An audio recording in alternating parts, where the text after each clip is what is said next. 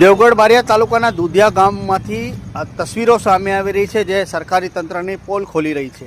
આ વિડીયોમાં સ્પષ્ટ દેખાઈ રહ્યું છે કે દુધિયા ગામના લોકોને સ્મશાન સુધી પહોંચવા માટે કેવી ભયાનક પરિસ્થિતિનો સામનો કરવો પડી રહ્યો છે।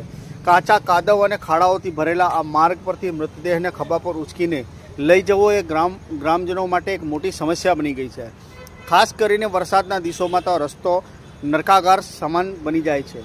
ગ્રામજનોના આક્ષેપ છે કે આ રસ્તાના નામે મનરેગા યોજના હેઠળ લાખો રૂપિયા ખર્ચ કરવામાં આવ્યા, પરંતુ જમીન પર કોઈ કામ ન થયું।